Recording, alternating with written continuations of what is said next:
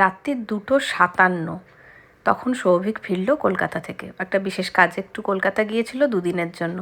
আর বাবা 2 দিন ধরে বাড়ি নেই। মেয়ের খুবই মন খারাপ। আসলে সৌভিক খুব একটা বহরমপুরের বাইরে যায় না তো।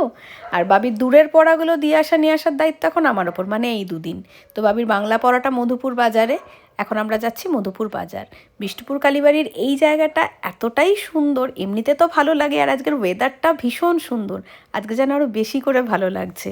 বাবিকে দিয়ে এসে আমি বসলাম দোকানে।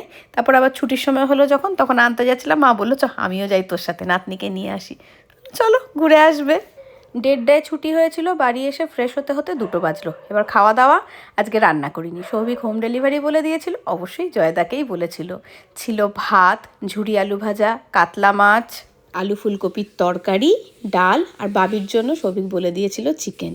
রবিবার বলে কথা, একটু মাংস না হলে হয়। বাবা ঠিক খেয়াল করে মেয়ের জন্য মাংস বলে দিয়েছে। আর রান্নাবান্না প্রতিবারের মতো দুর্দান্ত ছিল।